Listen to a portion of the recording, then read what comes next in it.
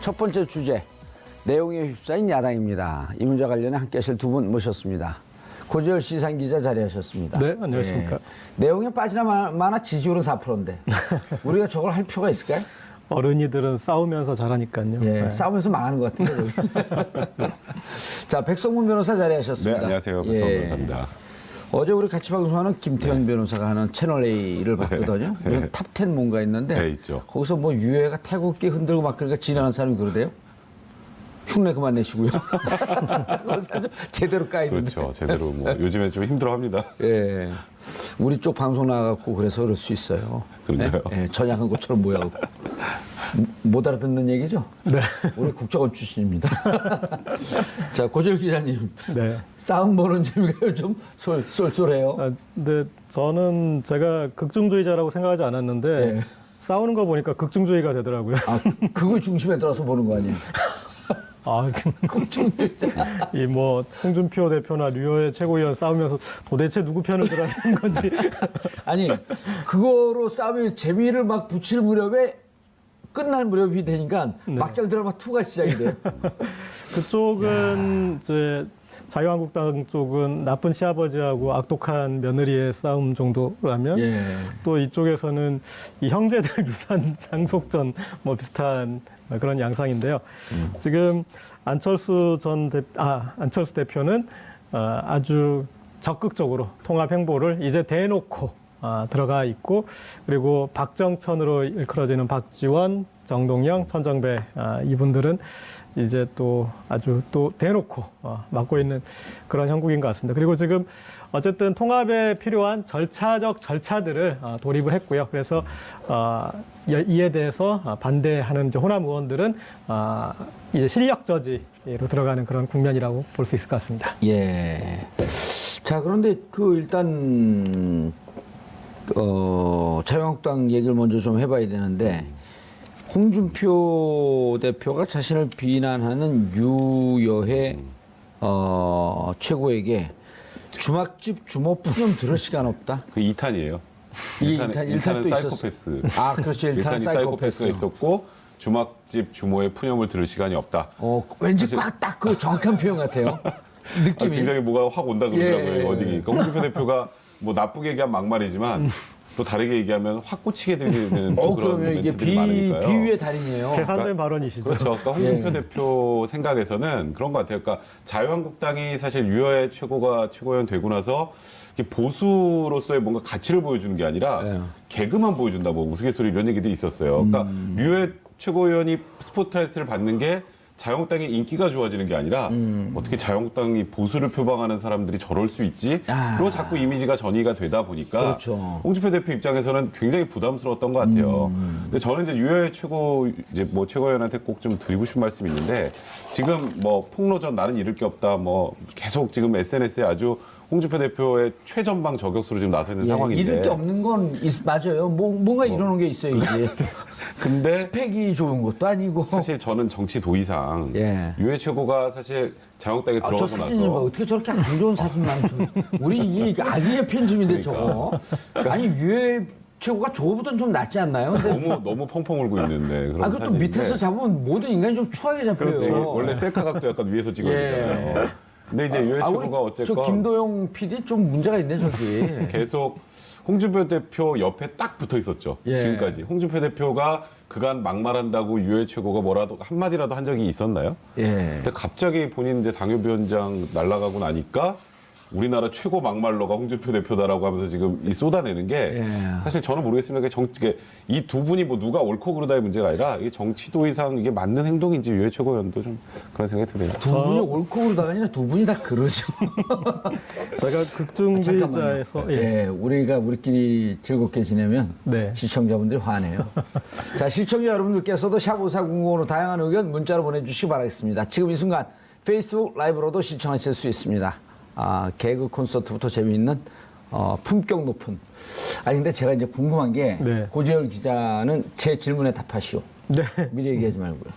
이른바 우리 사회에서 보수가 주류였었잖아요. 솔직한 얘기. 네네. 그리고 보수를 지칭하는 자인하는 정치인들의 기본적으로 그러니까 이게 무슨 가치 이런 걸 떠나서 네. 객관적 스펙이나 학력, 무슨 사회적 지위 뭐 이런 여러 가지 타이틀 이런 게 좋았었잖아요. 그렇죠. 근데 느닷없이 리어해도 좋아요. 뭐 아니, 안 홍준표 좋아요. 대표도 좋고.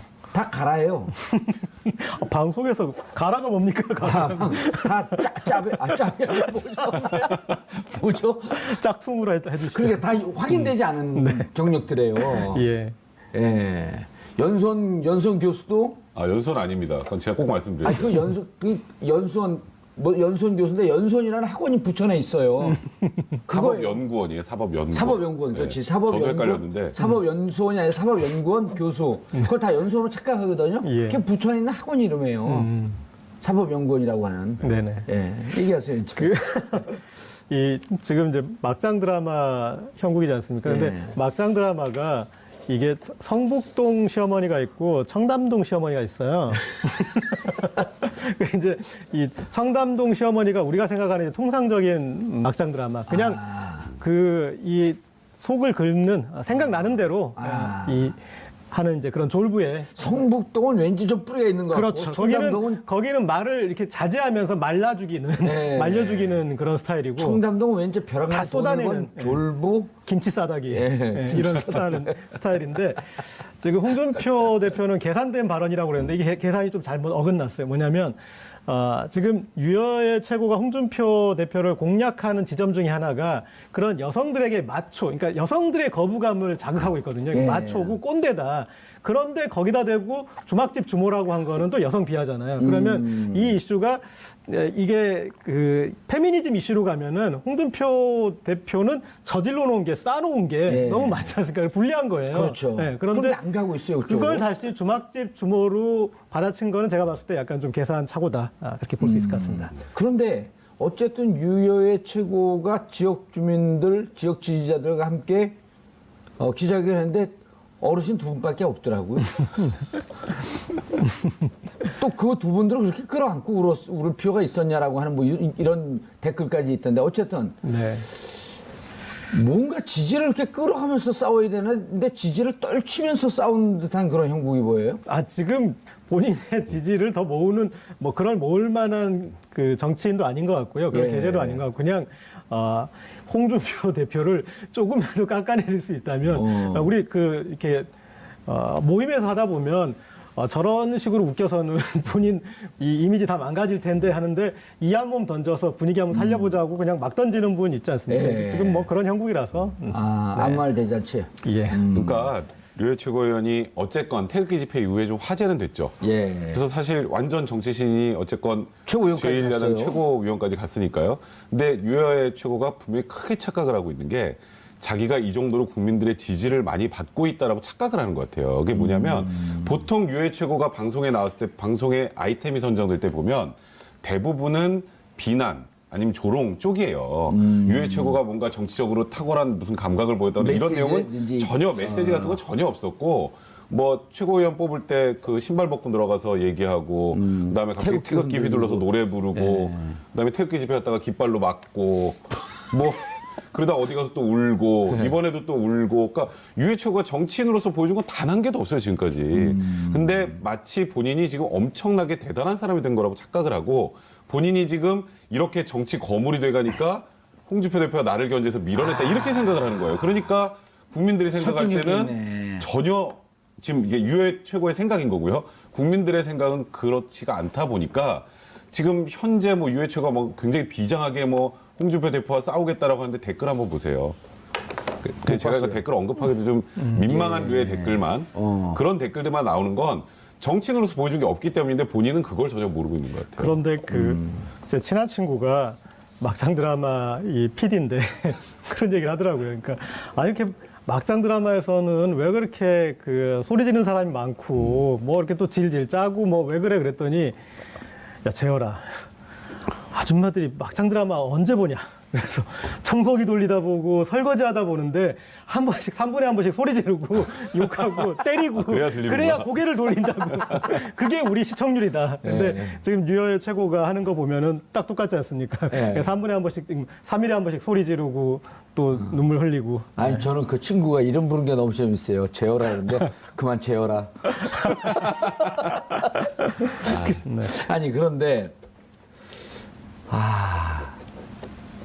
저러면서 점점 더 당은 망가지는 거 아닌가요? 그러니까 지금 자유한국당이 뭔가 던지는 정치적 이슈는 하나도 보이지 않아요. 예. 지금 유해 최고하고 홍준표 대표의 막말 대결만 보고 있는 거지. 예. 홍준표 대표도 그런 얘기를 했어요, 어제. 아이고, 사이코패스. 이거는 홍준표 대표가 아니니까. 사이코패스 같은 저런 여자가 이렇게 하는 얘기만 언론에 나오지. 정작 우리가 뭘 지금 하려고 문재인 하는지. 정권을 대항해서 뭘 하려는지는 전혀 언론에서 안 다뤄준다. 그걸 다룰 거, 이게 더 재밌으니까 이거 하는 거예요. 그러니까 이런 것들을 없애고, 진짜 아까 말씀하셨던 것처럼 우리나라 정치가 그동안 계속 주류가 보수였는데, 지금은 보수가 사라진 것 같은 그런 모양새잖아요. 우리가 다음 이슈를 할 국민의당도 어찌 보면 지금 그것도 보수가 분열돼 있으니까 그 틈새 시장 공략하는 그런 모양새란 말이에요. 예. 그러니까 그 정도로 자유한국당이 보수로서 국민들에게 보여주지 못했다는 걸 반성할 타이밍인데, 지금 뭐 이 두 분이 언제 이 싸움이 끝날지 몰라서 지지율은 계속 추락할 수밖에 없는 상황이니까 좀 안타깝습니다. 알겠습니다. 이따가 뭐 시간 되면 조금 더 다시 재밌으세요? 재밌어요. 왜냐하면 저도 정치를 오래 했는데 저런 모습을 본 적이 없거든요. 네. 아주 21세기 새로운 트렌드를 만들어내는 것 같아요. 신개념이죠, 신개념. 진짜 신개념 막장 드라마예요. 그리고 본 적이 없어요, 저런 거를. 약간 좀 또 막장 드라마의 그 특징이 욕하면서 계속 보게 되는 건데. 그렇다는 거예요. 지금 이게 이 26일 날 그 또 소명하는 그런 절차도 남아 있고 그다음에 예. 또 둘이 만날 수 있는 이제 최고위원 회의도 최고위원이 잘린 건 아니더라고요. 예, 그러니까. 아직은. 그러니까 최고위원인데 내가 당협위원장 밀려나니까 그냥 아각거리고 공격하는 이런 차원이지 예, 아무런 법적 지위는 변한 게 없어요. 예, 그래서 지금 둘이 대면할 수 있는 그런 예. 지금 상황도 있고 그래서 이게 지금 안 보고 싶지만 안 볼 수 없는 그런 그 형국으로 굴러가는 것 같습니다. 아, 제가 왜 멈추고 그러냐면 물어볼 게 궁금한 게 네. 정준길 변호사가 좀 많이 선배죠. 네, 그렇죠. 그분은 좀 안 되는 쪽으로만 가 있어요, 늘. 저도 조금 이해가 이번에 약간 섬찟했습니다. 좀 놀랐는데. 아니 유효의 보좌관이 되고 나타났어요, 오늘 갑자기. 그러니까요. 그러니까 저도 저는 유해 최고가 직접 나와서 뭐 기자회견 할 줄 알았더니 예. 정준희 변호사가 그 약간 거의 대변인격으로 나와서 그러니까 그런 얘기를 하고 이상한 있어서 현상이에요. 사실 뭐 이거는 제가 그렇게 괜히 평가하기 좀 그렇지만 좀 줄을 좀 많이 잘못 쓰신 것 같긴. 그쪽에 섰다면 그런데 생각이 그런 조금 줄을 그래요. 섰다기보다는 제가 봤을 때 일단은 첫 번째는 되는 쪽에서 안 불러줬다고 두 번째는 정준길 변호사요. 그렇죠. 그다음에 안 되는 쪽에서 자기가 안 서도 되는데 그거라도 좀 서보자. 라는 이제 또 그런 언론이 판단이 나오니까. 있지 하긴 어쨌건 않겠습니까? 유해 최고 얘기를 지금도 우리가 하고 있으니까 저는 이게 과연 언론에서 이 대담할 가치가 있나라는 생각이 처음에 들었었는데 예. 다 해요. 방송사마다. 그 재밌거든요. 그러니까요.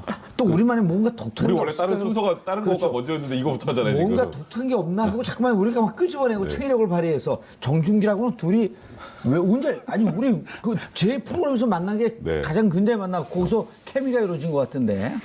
그런가요? 아유, 저는 뭐 그 이유까지 제가 뭐 알아낼 수는 없겠습니다만. 정준길 변호사는 지난번에 그 대선 때 네.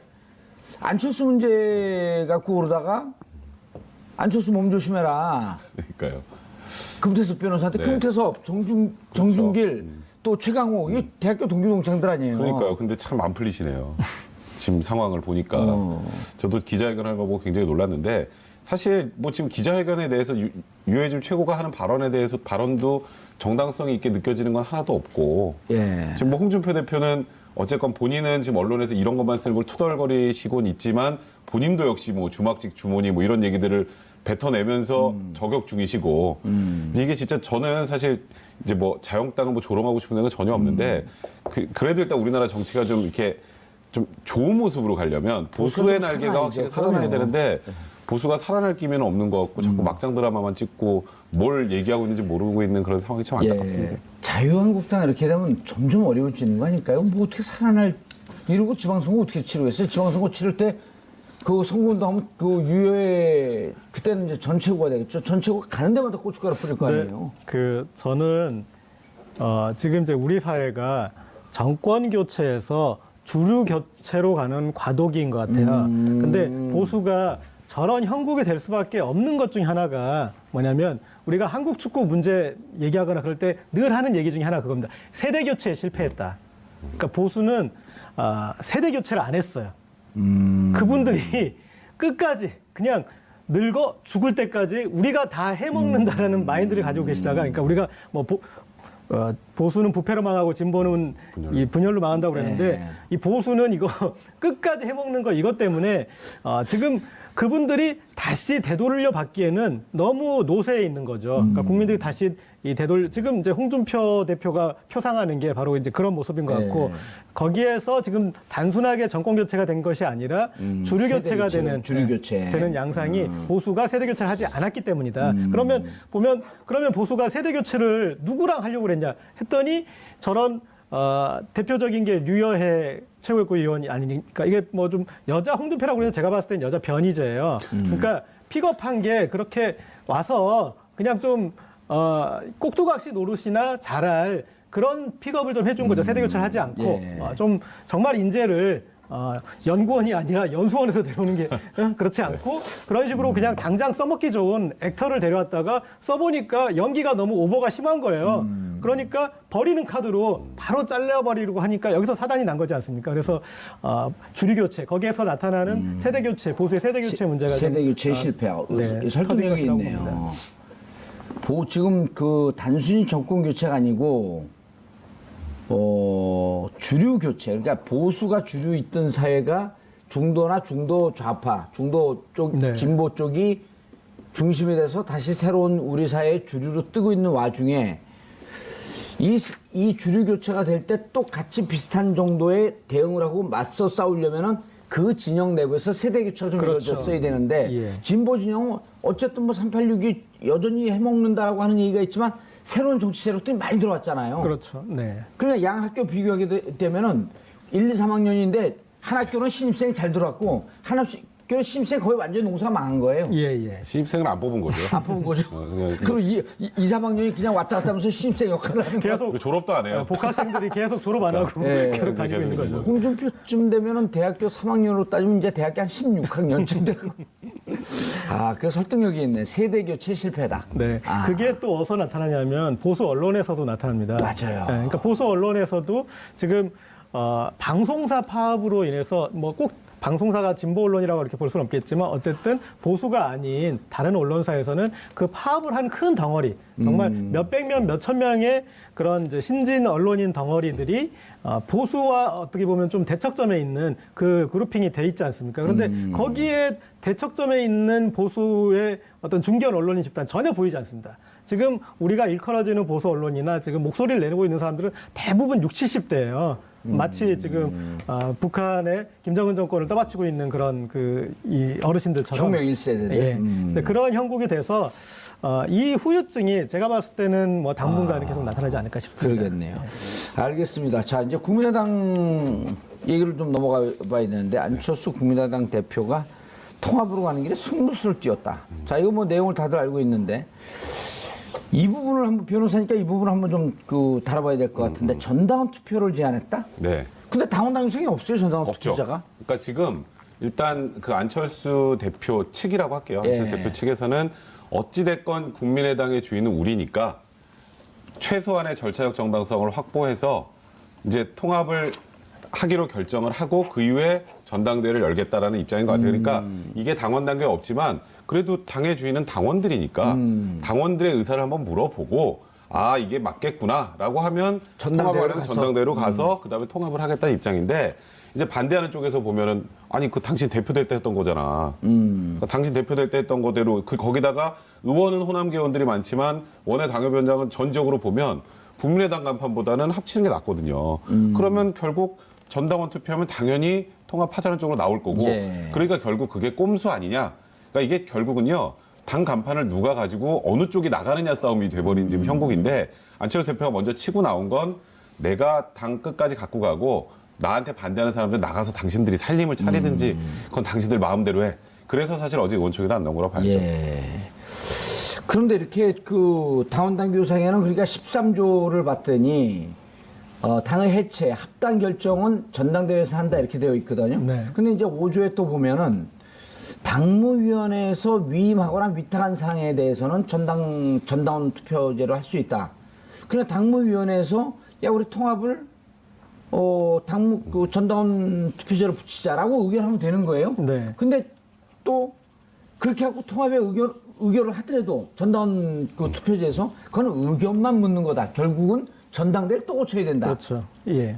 그래서 지금 이렇게 정리가 되는 것 같더라고요. 예, 일단은 통합을 반대하는 측에서는 최소한 이제 절차적인 면에서는 3번의 기회는 있는 거죠. 그러니까 당무위원회를 뭐 무산시킬 수 있을 것이고 또 이 투표, 전당원 투표를 또 무산시킬 수 있을 것이고 또 그도 저도 안 되면 전당대회에서. 그렇죠. 전당원 투표 같은 경우도 질문을 어떻게 하느냐가 또 관건인데 맞아요. 예. 예. 뭐 통합을 할 것이냐 말 것이냐 그러면은 뭐 거의 뭐 99% 통합을 하라. 통합이라는 거는 부정적인 단어가 아니니까. 그런데 또 다 어떻게 묻느냐에 또 달라질 텐데 그래서 이제 그 와중에 어떤 내용은 당분간은 좀 겪게 될 수밖에 없는 그런 예. 구조인 것 같습니다. 그런데 이제 전당 투표제로 하자. 그리고 뭐 안철수 대표의 머릿속은 전당 투표제에서 이게 만약 가결이 되면 통합을 승인을 받게 되면 굳이 전당대회를 안 가겠다 이런 생각이 있는 거 아닌가요? 그래도 뭐 형식적으로 거칠 수 있는 건 다 거치려고 하는 것 같아요. 왜냐하면 그래도 이게 반대쪽에서 부당하다고 문제 제기를 하더라도 일단 절차적 적법성을 확보를 하면 그러면 이건 당원들의 의견을 물어서 결정이 된 것이니까 반대하는 사람들은 여기 있을 필요 없고 나가던가 아니면 따라오던가 하라는 그런 취지잖아요. 예. 그러니까 안철수 대표가 던졌다는 승부수가 결국 이 당의 이름을 가지고 가서 바른정당하고 통합할 때 자기가 주인이 되겠다라는 입장인 것 같고 또 결정적으로 저는 이런 생각이 듭니다. 안철수 대표가 지금까지 정치를 하고 나서 도대체 안철수 대표의 생각은 뭘까? 아무도 몰랐어요. 그 새 정치가 뭔지도 잘 모르겠고. 지금도 모르겠어요. 그리고 이게 보수인지 진보인지도 잘 모르겠고 같이 있는 분들 보면 아주 진보 같아 했다가도 또 나오는 발언들 보면 또 아주 보수적인 발언도 하고 예. 그래서 이제 좌표 설정을 하려는 게 아닌가 싶어요. 지금 조금 전에 우리가 자유한국당 얘기를 했는데 예. 자유한국당이 지금 사실상 거의 몰락의 길로 가고 있는 뭐 보수라기보다는 구태 뭐 이런 쪽으로 지금 이제 사람들의 인식이 각인이 되다 보니까 보수 쪽에 이제 이 공간이 많아졌죠. 옛날에 보수와 진보가 1대1로 붙으면 보수가 보통 많이 이겨왔지 않았습니까? 선거라는 것 그렇죠. 자체를. 근데 지금은 뭐 자유한국당이 최근 지지율 보니까 10% 초반대까지 떨어져 있는 상황이거든요. 그러면 지금 바른정당 뭐 하고 지금 국민의당에서 호남권 의원들을 제외한 그래도 약간 중도 보수적인 색채가 있는 분들이 모으면 그럼 중도뿐 아니라 외연을 보수적으로 크게 확장할 수 있다. 장차. 그러면 내년 6.4 지방선거도 그렇고 차기 대권도 그렇고 자유한국당 쪽에 있는 구태가 아닌 새로운 보수의 모형을 만들어서 그럼 지금 현재 집권 여당하고 해볼 만하다. 근데 이게 이제 안철수 대표의 생각인 것 같은데 이게 현실화될지는 좀. 이 알죠. 중도의 지분은 나의 것이다라는 그냥 강한 확신이 있는 것 같고요. 네.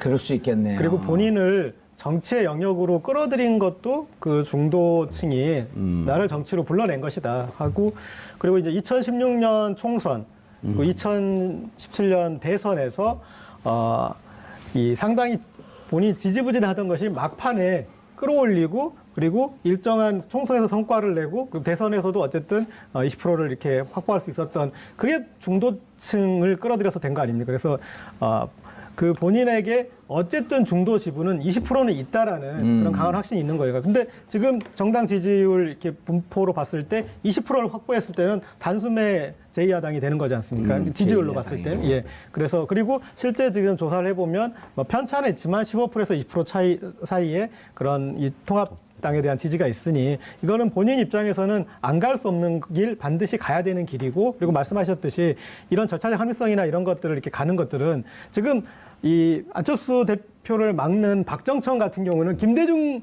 전 대통령처럼 나가라잖아요. 그러니까 만약에 안 되면 데리고 나가세요. 그걸 우리가 뭐라고 하지 않겠어요. 대신 우리 당 열쇠는 열쇠는 여기다가 주고 우리 그거라도 근데 데리고 나가면 네. 비례는 어떻게 해요?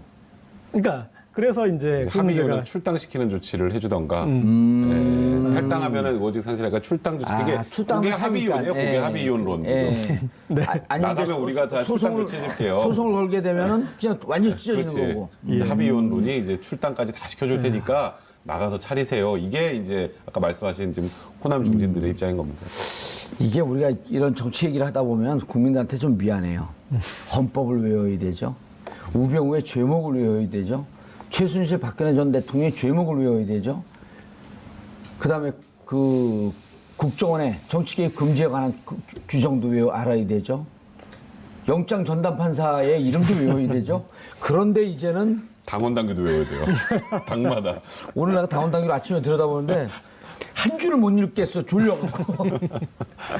각 당에 그리고 이제 조금 있다가 보면 이제 요 대목이 끝날 때쯤 되면 그다음 유해와 홍준표는 당원 당규 뭘 갖고 싸울지. 그렇죠. 왜냐면 윤리위원회 넘겼었잖아요. 네. 근데 유해 최고가 생각보다 법을 잘 몰라서요.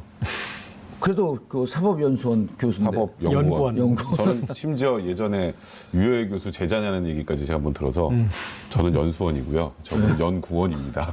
이렇게 말씀드린 적도 있네요. 자, 그런데 이제 의총을 소집을 했어요. 네. 어제 뭐 의총 소집했는데 결국 안철수 대표 저는 안 나갈 것 같았어요. 처음부터.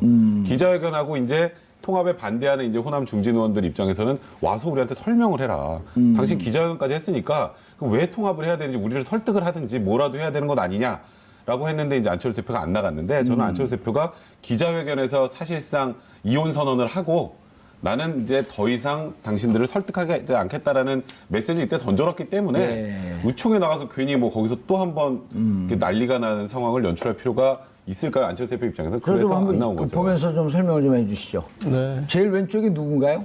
제일 위가 정동영 의원이고요. 예, 잘 모르겠어요 이게 사진이. 그다음 중간이 김경진 의원. 김경준 의원도 국민의당인가요? 네, 그렇죠. 네. 그 밑에는 마지막에 유성엽. 유성엽. 의원이고요. 뭐 표현은 이제 저런 식으로 했는데 정말 끌고 오라는 죄인을 여기 데리고 오라는 뭐 그런 뉘앙스였고 그리고 이제 안철수 대표는 뭐 가서 굳이 모양 빠지는 모양 뭐 그런 흉해지는 그런 모습 보여주지 않겠다 그런 생각이었던 것 같습니다. 그리고 이제 또 저런 건 있는 것 같아요. 그러니까 이전 정치인들이 현장 말발은 좋지 않습니까? 예. 이게 대면했을 때 그건 자신이 없는 거예요. 안철수 대표는 또 이게 워딩이 네. 좀 그 어눌하잖아요. 그렇죠. 네. 뭐 박지원 의원이나 정동영 의원한테 이 현장에서 좀 이제 전문용어로 다이다이 붙으면 많이 힘들어질 밀리죠. 겁니다. 많이 밀리죠. 네. 그때 할 얘기가 있죠. 내가 유승민 아바타입니까? 자, 근데 재밌는 게 뻑하면 뭘 그만두잖아요, 안철수. 네, 4개월의 법칙이라고. 오, 72시간에 김무성이 72시간의 법칙보다 조금 기네요. 4개월이죠. 예. 뭐 할 때마다 뭐 2014년 13공 재보궐선거 실패해서 당대표 그때 김한길 대표 같이 내려오고 그다음에 뭐 이번에 4.13 총선 또 그 홍보비 리베이트 의혹 때문에 또 그러고 예. 그다음에 이번에 다시 또 이제 대표가 우여곡절 끝에 또 됐는데 그다음에 사실 대표가 되고 사실 그 뭔가 그 문재인 대통령 아들 관련해서 그 제보 조작 관련해서 사실 국민의당이 예. 지지율이 땅으로 이제 떨어진 상황에서 그렇죠. 위기의 당을 구하겠다라고 전면에 섰는데 하나도 변화가 없었잖아요. 지지율도 변화가 없고 뭔가 컨벤션 효과도 없고 그러니까 안철수 대표 입장에서 굉장히 다급해질 수밖에 없는 상황이었던 것 같아요. 그러다 보니까 이제 바른정당과의 통합을 승부수로 해서 또 백의종군하겠다는 얘기를 지금 하고 계시니까요. 안철수 대표 입장은 여기서 어떻게든 자신의 존재 가치를 올리지 않으면 정치인 안철수로서 이제 미래가 좀 네. 불투명해 보이고 지금 호남 의원들 사이에 쌓여 있는 안철수 대표는 아무 국민의당에서 역할을 좀 못한다는 것을 본인 스스로 인지를 한 것 같고 네. 그래서 뭔가 좀 넓은 바다로 나가자 이렇게 생각하신 것 같습니다.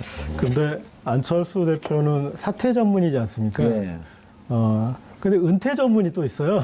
지금 언급되고 있는 손학규 전 의원 같은 경우는 사실은 정계 은퇴를 지금 몇 번째 하신지 모르겠고 또 이번에 다시 온다라는 거 이거는 그렇죠. 어떤 식으로 봐서든 이 정계 복귀거든요. 그러니까 마치 아이돌 가수들이 음반 하나 내고 예. 좀 있다가 또 나오고 그런 식으로 지금 또 정치를 하고 계셔가지고 저도 손학규 전 의원이 처음 은퇴 발표할 때는 정말 애잔했거든요. 그리고 블로그에 정말 우리가 손학규를 이렇게 잃는구나 하고 글까지 했는데 그거 다시 돌아올 때 다시 은퇴할 때마다 다시 올려야 되는 건지. 예, 오늘 귀국하는데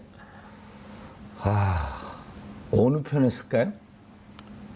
식당 쪽으로 갈까요? 아니면? 지금 제가 봤을 때는 뭐 비록 이 사는 거기 청관산에 갔다 계셨지만은 늘 보면은 본인의 역할을 주는 곳에서 하더라고요. 그런데 지금 보면은 호남 의원들하고 같이 굳이 그럴 이유는 별로 없으실 것 같아요. 제가 봤을 때. 그리고 본인에게 여러 가지 여지가 풀려 있는 그리고 평소에 이 바른정당 이 소속 지금 정치인들이나 그런 쪽하고 이렇게 어떤 톤의 무드도 맞는 편이고 그래서 또 본인이 여기서 할 역할들이 여러 가지가 보일 것 같아요. 제가 봤을 때는 아무래도 안철수 대표 쪽에 힘을 실어주지 않을까 싶습니다. 저번 대선 때도 안철수 후보하고 당시 유승민 후보하고 통합해서 단일화하는 게 필요하다는 얘기를 또 손학규 고문이 했었기 때문에 이번에도 그쪽으로 갈 가능성이 일단 높을 것 같고요. 아직 뭐 단언할 수는 없겠습니다만 그리고 좀 재밌는 여론조사 결과가 있어요. 그럼 통합이 되면 당대표는 누가 하는 게 좋을까요? 이 물음에 유승민 대표가 이제 압도적으로 높고요. 한 34% 정도가 되고 그다음에 안철수 대표가 한 그 절반 정도. 근데 묘하게 제3의 인물. 거기가 한 20몇 프로 돼요. 제3의 인물. 28%. 유여해. 왜 또 글로 가요? 그러니까 저 제3의 인물에 사실 손학규 고문 같은 사람이 굉장히 의미가 있죠. 그러니까 양쪽 중에 누가 하나가 대표가 되는 것보다는 이 둘을 빼고 이 통합의 이 연결고리 역할을 해줄 사람이라면 지금 현재 딱 떠오르는 사람 정도가 손학규 고문 정도거든요. 그래서 저 제3의 인물, 저 28%저 제3의 인물이 손학규를 지칭하게 될 것이다. 그래서 아까 역할이 필요한 것, 역할을 주는 곳으로 가신다면 지금 호남 의원들 남아있는, 예를 들어서 지금 상황이라면 안철수 대표가 일단 강공을 걸어서 당을 호남 의원들이 나가야 될 상황이 더 가능성이 좀 높은 상황이거든요.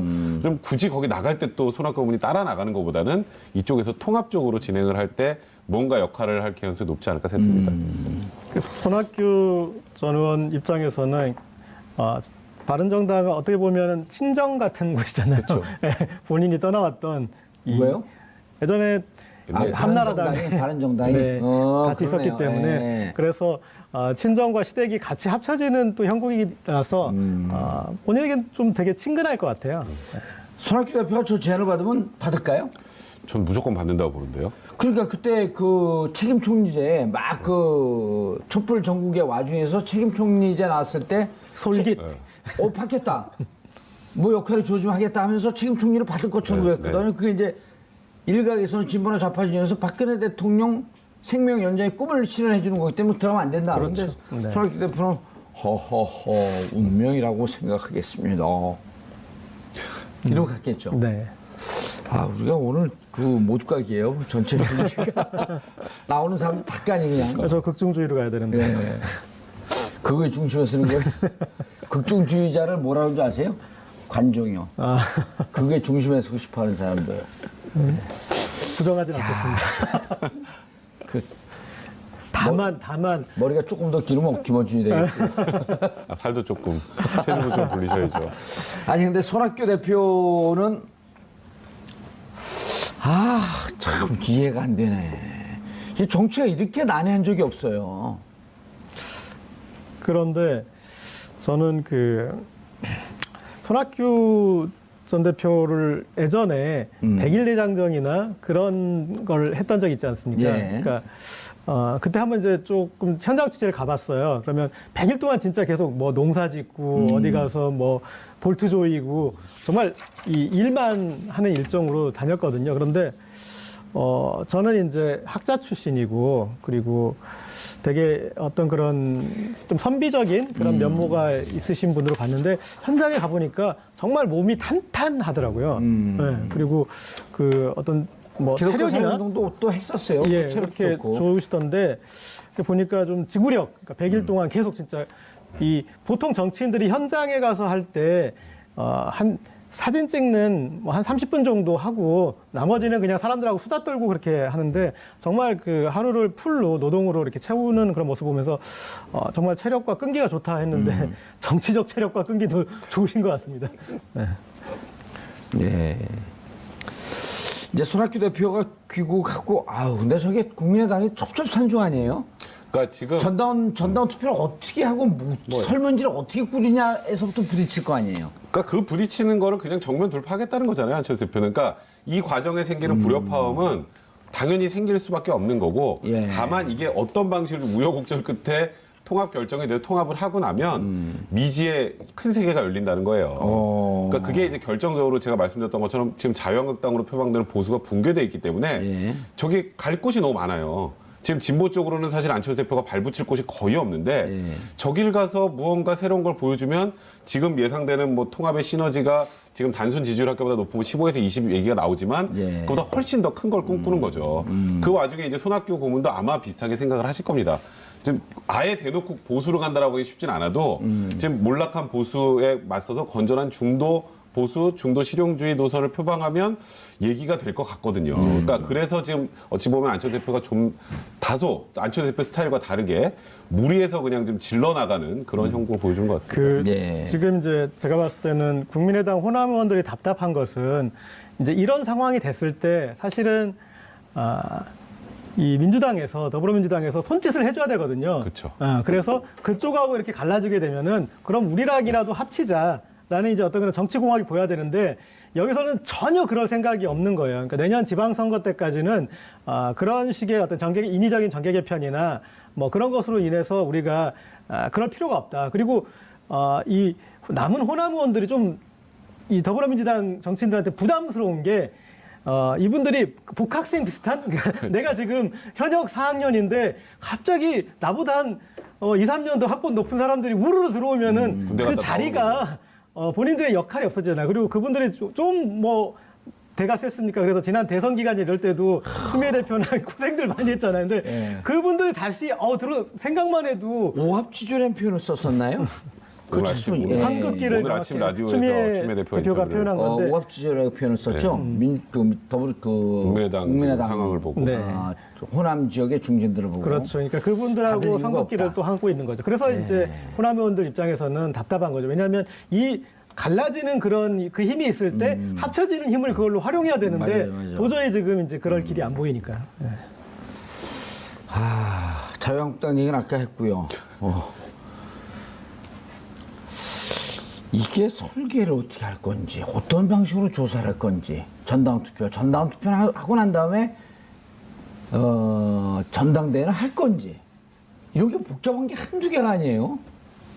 그렇지만 뭐 최소한 절차적 합리성은 왜냐하면 이 아직 지방선거까지는 시간이 그래도 좀 여유가 있는 편이고 그리고 이 과정 자체가 잘만 하면 지방선거의 어떤 동력, 컨벤션 효과도 발휘할 수 있기 때문에 뭐 그거에 다급할 이유는 없을 것 같습니다. 알겠습니다. 두 분 인사하시고요. 고맙습니다. 자유한국당, 국민의당 발로 부르고 있는 막장 드라마. 그럼 막장 드라마를 또 우리의 관점으로 해설하니까 좀 새롭네요. 재밌네요. 제가 아주 비유를 잘한 것 같습니다. 기억은 잘 안 나요. 원래 막장 드라마 딱 돌았으면요. 스토리고 뭐고 다 잊어먹어야 돼요. 싸운 것만 기억나야 돼. 자, 정부 첫 번째 주제. 내용에 휩싸인 야당입니다. 이 문제와 관련해 함께 하실 두 분 모셨습니다. 고재열 시상기자 자리하셨습니다. 네, 안녕하십니까. 내용에 빠지나 마나 지지율은 4%인데 우리가 저걸 할 필요가 있을까요? 어른이들은 싸우면서 잘하니까요. 싸우면서 망하는 것 같은데. 자, 백성문 변호사 자리하셨습니다. 네, 안녕하세요. 백성문 변호사입니다. 어제 우리 같이 방송하는 김태현 변호사가 하는 채널 A를 봤거든요. 무슨 탑10 뭔가 있는데 있죠. 거기서 뭐 유해가 태극기 흔들고 막 그러니까 지나가는 사람이 그러대요. 흉내 그만 내시고요. 제대로 까이는데. 그렇죠. 제대로 뭐 요즘에 좀 힘들어합니다. 우리 쪽 방송 나가고 그래서 그럴 수 있어요. 그런가요? 전향한 것처럼 모여가고. 못 알아듣는 얘기죠? 네. 우리 국정원 출신입니다. 자, 고재열 기자님. 네. 싸움 보는 재미가 좀 쏠쏠해요. 근데 저는 제가 극중주의자라고 생각하지 않았는데 싸우는 거 보니까 극중주의가 되더라고요. 그걸 중심에 들어서 보는 거 아니에요? 극중주의자. 이 뭐 홍준표 대표나 류호의 최고위원 싸우면서 도대체 누구 편을 들어야 되는 건지. 아니, 그거로 싸움의 재미를 막 붙일 무렵에 끝날 무렵이 되니까 막장 드라마 2가 시작이 돼요. 그쪽은 이제 자유한국당 쪽은 나쁜 시아버지하고 악독한 며느리의 싸움 정도라면 또 이쪽에서는 이 형제들 유산 상속전 뭐 비슷한 그런 양상인데요. 지금 안철수 대표는 아주 적극적으로 통합 행보를 이제 대놓고 들어가 있고 그리고 박정천으로 일컬어지는 박지원, 정동영, 천정배 이분들은 이제 또 아주 또 대놓고 맡고 있는 그런 형국인 것 같습니다. 그리고 지금 어쨌든 통합에 필요한 절차들을 돌입을 했고요. 그래서 이게 성북동 시어머니가 있고 청담동 시어머니가 있어요. 이제 이 청담동 시어머니가 우리가 생각하는 이제 통상적인 막장 드라마, 그냥 이 속을 긁는 생각나는 대로 이 하는 이제 그런 졸부의. 성북동은 왠지 좀 뿌리가 있는 것 같고 그렇죠. 청담동은 거기는 말을 이렇게 자제하면서 말려 죽이는 그런 스타일이고. 청담동은 왠지 벼랑 다 쏟아내는, 졸부 김치 싸다기 이런 쏟아내는 스타일인데, 지금 홍준표 대표는 계산된 발언이라고 그랬는데 이게 계산이 좀 잘못 어긋났어요. 뭐냐면 지금 유여의 최고가 홍준표 대표를 공략하는 지점 중에 하나가 그런 여성들에게 마초, 그러니까 여성들의 거부감을 자극하고 있거든요. 예. 마초고 꼰대다. 그런데 거기다 대고 주막집 주모라고 한 거는 또 여성 비하잖아요. 그러면 이 이슈가 이게 그 페미니즘 이슈로 가면은 홍준표 대표는 저질러 놓은 게 쌓아놓은 게 예. 너무 많지 않습니까? 불리한 거예요. 그렇죠. 네, 그런데 그런데 안 가고 있어요. 그쪽으로. 그걸 다시 주막집 주모로 받아친 거는 제가 봤을 때 약간 좀 계산 착오다. 그렇게 볼 수 있을 것 같습니다. 그런데 어쨌든 유여의 최고가 지역 주민들, 지역 지지자들과 함께 기자회견했는데 어르신 두 분밖에 없더라고요. 또 그 두 분들을 그렇게 끌어안고 울을 필요가 있었냐라고 하는 뭐 이런 댓글까지 있던데, 어쨌든 네. 뭔가 지지를 이렇게 끌어가면서 싸워야 되는데 지지를 떨치면서 싸우는 듯한 그런 형국이 보여요. 지금 본인의 지지를 더 모으는 뭐 그런 모을 만한 그 정치인도 아닌 것 같고요. 그런 예. 계제도 아닌 것 같고, 그냥 홍준표 대표를 조금이라도 깎아내릴 수 있다면 우리 이렇게 모임에서 하다 보면 저런 식으로 웃겨서는 본인 이 이미지 다 망가질 텐데 하는데 이 한 몸 던져서 분위기 한번 살려보자고 그냥 막 던지는 분 있지 않습니까? 예. 지금 뭐 그런 형국이라서. 아무 말 대잔치. 예. 그러니까 류해 최고위원이 어쨌건 태극기 집회 이후에 좀 화제는 됐죠. 예. 그래서 사실 완전 정치신이 어쨌건 최고위원까지 제1야당 갔어요. 최고위원까지 갔으니까요. 근데 유해 최고가 분명히 크게 착각을 하고 있는 게, 자기가 이 정도로 국민들의 지지를 많이 받고 있다라고 착각을 하는 것 같아요. 그게 뭐냐면 보통 유해 최고가 방송에 나왔을 때, 방송에 아이템이 선정될 때 보면 대부분은 비난 아니면 조롱 쪽이에요. 유해 최고가 뭔가 정치적으로 탁월한 무슨 감각을 보였다는 이런 내용은 전혀 메시지 같은 건 전혀 없었고, 뭐 최고위원 뽑을 때 그 신발 벗고 들어가서 얘기하고, 그다음에 갑자기 태극기 휘둘러서 노래 부르고, 그다음에 태극기 집회 갔다가 깃발로 맞고, 뭐 그러다 어디 가서 또 울고, 이번에도 또 울고. 그러니까 유해 최고가 정치인으로서 보여준 건 단 한 개도 없어요, 지금까지. 근데 마치 본인이 지금 엄청나게 대단한 사람이 된 거라고 착각을 하고, 본인이 지금 이렇게 정치 거물이 돼가니까 홍준표 대표가 나를 견제해서 밀어냈다, 이렇게 생각을 하는 거예요. 그러니까 국민들이 생각할 때는 전혀 지금 이게 유해 최고의 생각인 거고요. 국민들의 생각은 그렇지가 않다 보니까 지금 현재 뭐 유해 최고가 뭐 굉장히 비장하게 뭐 홍준표 대표와 싸우겠다라고 하는데 댓글 한번 보세요.